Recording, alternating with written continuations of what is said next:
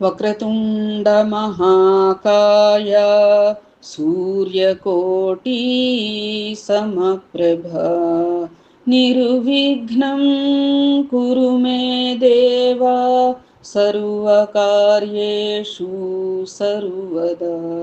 గురు బ్రహ్మా గురుర్విష్ణు గురుర్దేవో మహేశ్వరః గురు సాక్షాత్ పరబ్రహ్మ తస్మై శ్రీ గురవే నమః. శరదా శరదాంభోజ వదనా వదనాంబుజే సర్వదా సర్వదాస్మాకం సన్నిధిః సన్నిధిం క్రియాత్. ఓం గం గణపతయే నమః. సద్గురవే నమః. శ్రీ మహాసరస్వత్యై నమః. ఓం ద్రాం దత్తాత్రేయాయ నమః. ఓం శ్రీ సాయిరాం. ఓం శ్రీ రాజాధిరాజ యోగిరాజాయ నమః. శ్రీ అక్కల్కోట స్వామి సమర్థ లీలామృతం 24వ అధ్యాయ ప్రారంభం. విద్యాసాగర, ధనము ఉండి విజ్ఞానధనం లేనిచో వాడు పేదవాడే.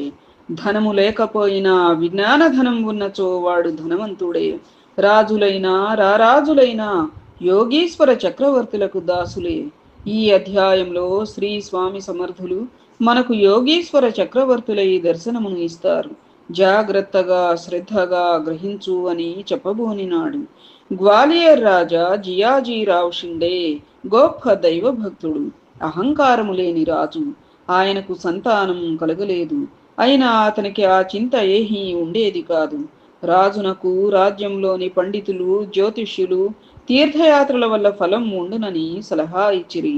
ఆ ఫలితం ఎలా ఉన్నా తీర్థయాత్రల వలన పరమార్థము మహాత్ముల దర్శనం జరుగుతుందని ఆయన బయలుదేరి అనేక ప్రాంతములలో తిరుగుచూ అనేక పుణ్యక్షేత్రములను మహాత్ములను దర్శించుచు శ్రీ స్వామి సమర్థులను గురించి విని వారిని దర్శించాలనే కోరికతో అక్కల్కోటకు వచ్చినారు. వారి వెంట ప్రఖ్యాత కీర్తనకారుడు గోవిందబువ ఉన్నారు. ఆ సమయంలో శ్రీ స్వామివారు రాజుగారి కోరికపై రాజభవనంలో ఉన్నారు. తాను రాజై ఉండి మరొక రాజు అంతఃపురమునకు ఆహ్వానం లేకుండా వెళ్ళడానికి సందిగ్ధం ఏర్పడినది.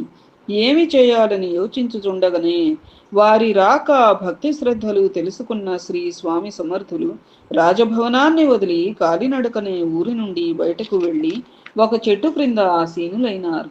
ఈ వార్త విన్న వెంటనే రాజా జియాజీరావుతో పాటు గోవిందబువ కలిసి సంతోషంతో శ్రీ స్వామి వద్దకు వెళ్ళి వారికి పాదాభివందనములు చేసి పుష్పములు వారి పాదములపై వేసి పండ్లు కొబ్బరికాయను సమర్పించుకొనిరి. అతను చాలా జిజ్ఞాసుగాన శ్రీ స్వామి ముందు కూర్చుని చేతులు జోడించి, అఖిలాండ కోటి బ్రహ్మాండ నాయక, ఆది పురుష, అద్వైత రూప, నిన్ను తెలుసుకొనట మానవులమైన మాకు సాధ్యం కాదు. హే దయానిధి, దుఃఖమయము మోహమయము అయిన సంసార సాగరాన్ని దాటుట ఎట్లు? దేహం ధరించిన జీవులు తిరిగి ఏ సాధన వలన పరబ్రహ్మలోకానికి చేరుతుందురో దానిని నాకు వివరముగా చెప్పి అనుగ్రహించండి అని ప్రార్థించగా శ్రీ స్వామి చిరునవ్వులు చిందిస్తూ వారిని దీవించి, రాజా, చాలా చక్కని ప్రశ్న అడిగినావు. చాలా సంతోషం అని అందరినీ కూర్చోమని సైగ చేసి రాజు వైపు తిరిగి కరుణా దృష్టితో, జిజ్ఞాసి, సంసారము దుఃఖమయము అని అన్నావు కదా, సంసారం అనగా ఏమిటో తెలుసునా అని అడిగినారు. జియాజీరావు, స్వామి, భార్య, భర్త, సంతానం వీరితో కలిసి జీవించనిదే కదా సంసారం అంటే అన్నారు. శ్రీ స్వామి, కాదు, అది గృహస్థాశ్రమం నాయన.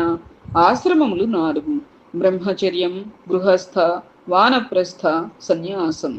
వీని అన్నిటిలోనూ ఉత్తమమైనది, అన్ని ఆశ్రమములకు మూలమైనది గృహస్థాశ్రమం. సంసారమనగా శరీర త్రయములోని వాని ధర్మములలోనూ జరుగు వ్యాపారం, అనగా సూక్ష్మ కారణ శరీరములు కలిసి శరీరత్రయం అందురు. దీనిని ధరించినది ఆత్మ అని, జీవుడు అని, దేహి అని అందురు. దేహి నివసించుటకు ఉపయోగపడినది దేహం. వీని కలయికే సంసారం. బంధము శరీరం, బంధములు వీనిలోని గుణములు, వీనిని దాటుటయే చాలా కష్టం. వీని వలన నిజకర్మ బలం వలన సంభవించేవే దుఃఖాలు. జీవికి ఈ శరీరమే నేను అని, నాది అను భ్రమలే మోహం. ఇదే అజ్ఞానం.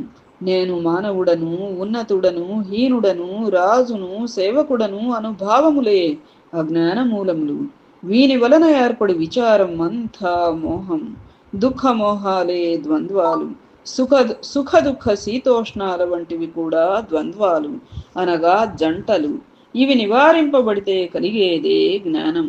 జ్ఞానం ఆధారంతో పై భావంలో ఉండే భక్తుడు వానిలోని చైతన్య శక్తి అయిన భగవానుని దర్శించాలి. వానిని అన్నింటినీ పొందుటకు, అజ్ఞాన మూలం నశింపచేసుకున్నటకు తత్వదర్శి అయిన గురువును దర్శించాలి. వారి పాదపద్మములను శరణు వేడి వారి అనుగ్రహంతో పై ద్వంద్వాల వల్ల కలుగు తాపములను పోగొట్టుకుని సంసార సముద్రాన్ని దాటాలి. అంతేకాదు నాయన, దేహం ధరించిన జీవి దేహ సంబంధ విషయాలలో బంధం పెట్టుకొనక ఈ దేహమును రథములాగా చేసుకొని రధికుడు యుద్ధములో విజయం సాధించినట్లు విషయ వాసనలు, దుఃఖమోహాలు, కామక్రోధాలు అన్ని అజ్ఞాన లక్షణములతో యుద్ధం చేసి విజయం సాధించాలి.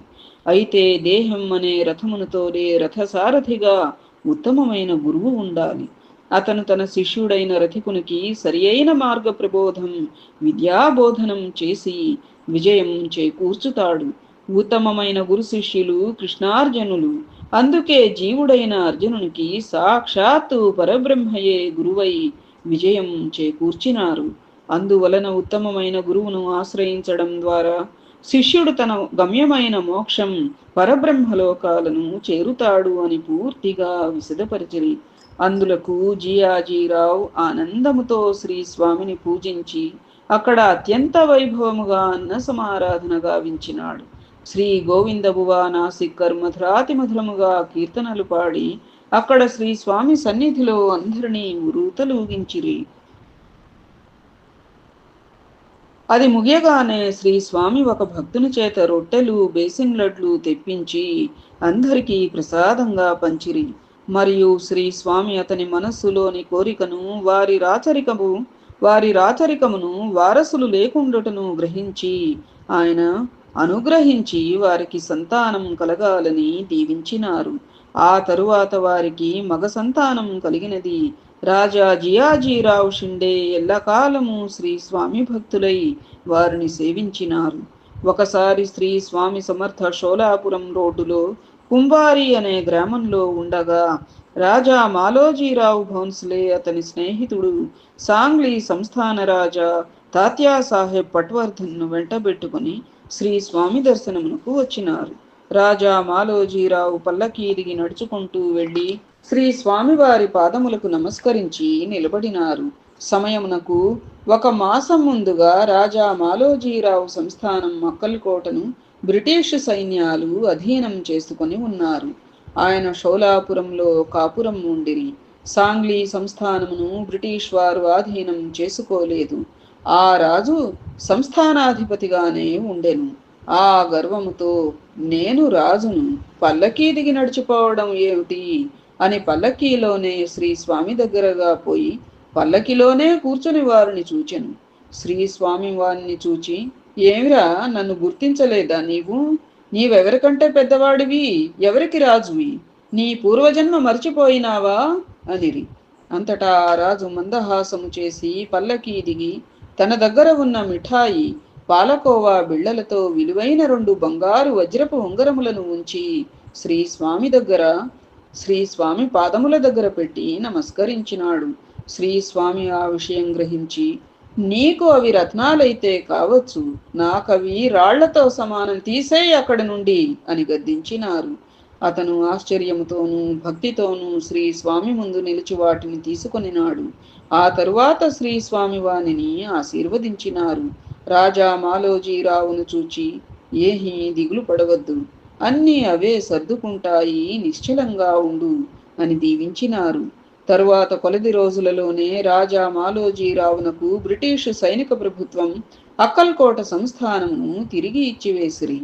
ఒక జాగీరుకు జమీందారు అయిన శ్రీ దాదాసాహెబ్ వించూర్కర్ అనువారు గొప్ప భక్తులు, ధార్మికులు, విద్యావంతులు.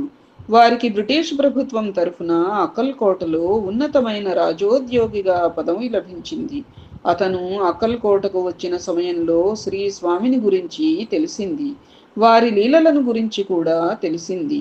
అతను శ్రీ స్వామిని దర్శించడానికి వెళ్ళినాడు. అప్పుడు శ్రీ స్వామి బుధవారపేటలో ఒక చెట్టు క్రింద ఆసీనులై ఉన్నారు.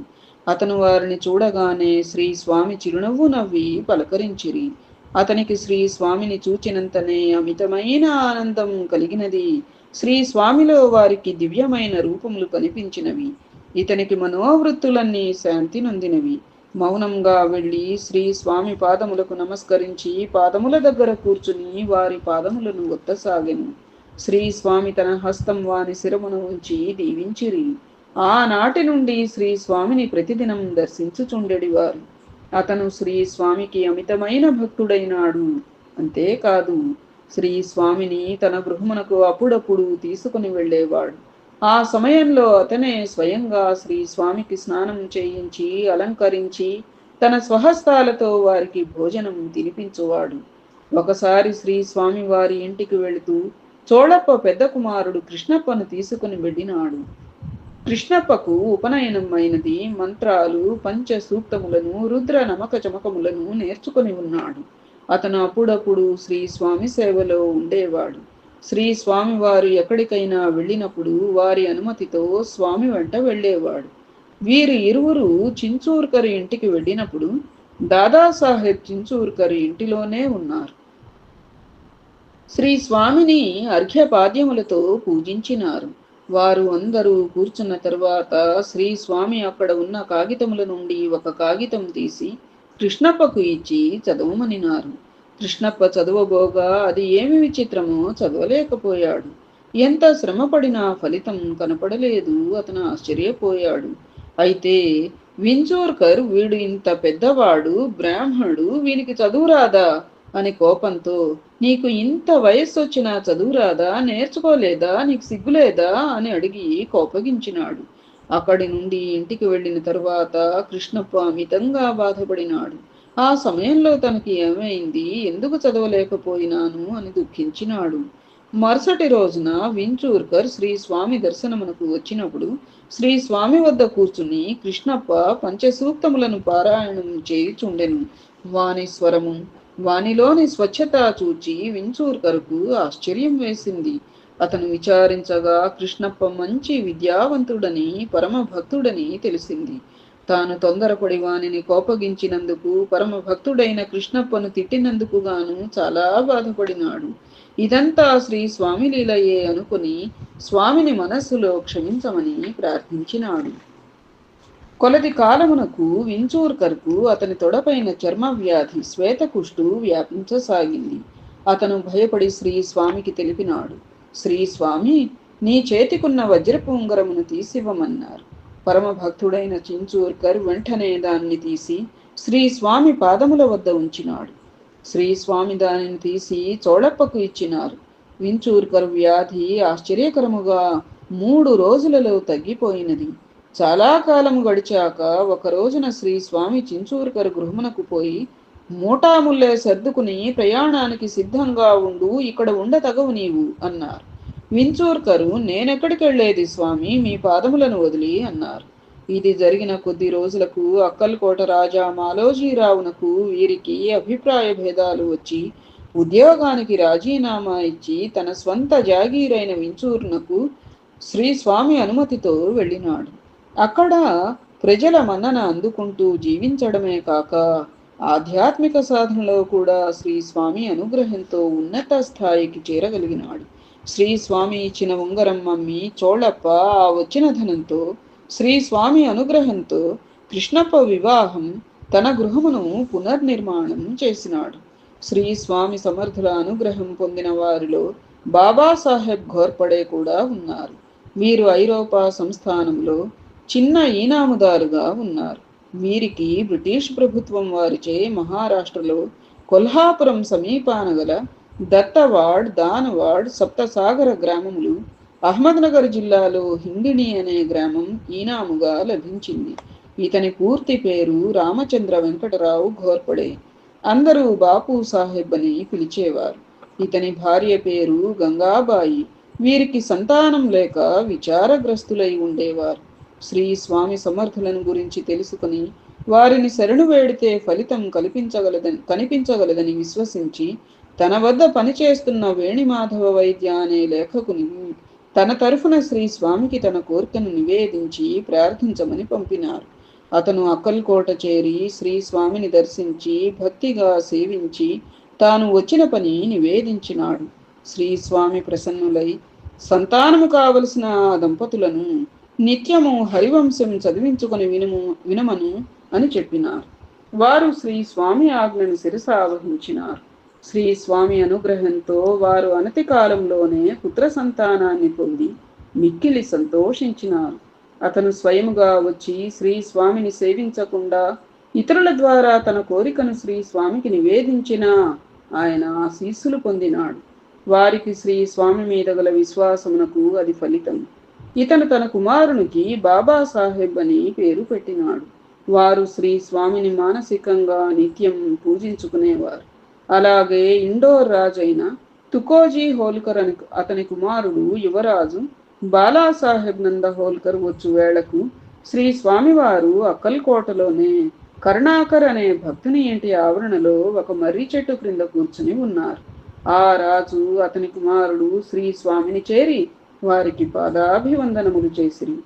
ఆ రాజు శ్రీ స్వామిని చూస్తూ, ఓ సద్గురుమౌళి, పూజ్యులైన నా తండ్రి తల్లి అహల్యాబాయి యొక్క పూజాఫలము వలన, వారి ఆశీస్సుల వలన నేను ఇదివరకు దేశ సంచారం చేస్తూ మౌంట్ అబూ క్షేత్రాన్ని దర్శించినాను. ఆ సమయంలో మిమ్ములను ప్రథమంగా దర్శించే భాగ్యం కలిగినది. ఈ రోజు మరలా తమ దర్శన భాగ్యం ఇక్కడ కలిగినది. ఈ 2 సార్లు మిమ్ములను దర్శించిన దర్శనాలు నా జీవితమంతటికి మకుటాయమానమైన భాగ్యాలు. మహాదేవ, దయతో మమ్ము సదా అనుగ్రహించండి అని తిరిగి పాదాభివందనం చేసినాడు. శ్రీ స్వామి మందహాసం చేసి, మీ రాజమందిర ప్రాకారంలో మామిడి చెట్టు గలదా అని అడిగను. దానికి ఆ రాజావారు, మహారాజా, మీ కృప వలన 2 మామిడి చెట్లు మా ప్రాకారంలో కలవని జవాబు చెప్పాను. అంత శ్రీ స్వామి సమర్థులు తన తలపైన టోపీ తీసి ఇండోర్ మహారాజు పైన విసిరను. ఆ రాజావారు దానిని మహాప్రసాదంగా తీసుకొనని శ్రీ స్వామివారికి మెడలో పూలదండలు వేసి మధురమైన మిఠాయి పెట్టిరి. స్వామివారు ప్రసాదమును ఇచ్చినారు. తుకోజీ హోల్కర్ రాజావారు అక్కడి వారికి బ్రాహ్మణులకు అన్న సమారాధన చేసి శ్రీ స్వామికి అనేక కానుకలు సమర్పించి స్వామివారి దీవెనలు అందుకొని వెళ్ళిపోయినారు. శ్రీ స్వామి సమర్థులు మౌంట్ అబూ వెళ్ళినట్టు అక్కడి వారికి ఎవరికి తెలియదు. అది రాజావారి మాటలలో అవి తెలుసుకుని ఆశ్చర్యపోయిరి. దీనిని బట్టి శ్రీ స్వామి సమర్థతన భక్తులకు ఎచ్చటనైనా దర్శనం ఇయ్యగలరు అని భావించిరి. మహాయోగులకు దూరం భారం కాదు. సంకల్పము చేత కొండలు సముద్రములు దాటగలరు. వారు సిద్ధ సంకల్పులు. సాయిరా. మన దేశ చరిత్రలోనే ప్రఖ్యాతమైన సిపాయిల తిరుగుబాటు ముగిసిన రోజులు అవి. నాడు మన దేశాన్ని పరిపాలిస్తున్న ఆంగ్లేయులను పారద్రోలి స్వాతంత్ర్యాన్ని సాధించుకోవాలని మన దేశ సైనికులు చేసిన తిరుగుబాటును ఆ తెల్ల ప్రభుత్వం అణిచివేసింది. అంతేకాదు, ఆ తిరుగుబాటులో ప్రచ్ఛన్నంగా గాని బాహాటంగా గాని పాల్గొనినా లేక మన దేశ సైనికులకు సహకరించినా వారిపై ఆంగ్ల ప్రభుత్వం కక్ష సాధింపనారంభించింది. అట్టి దౌష్ట్యానికి గురి అయిన వారిలో జమాఖండికి రాజైన అప్పాసాహెబ్ పట్వర్ధన్ ఒకరు.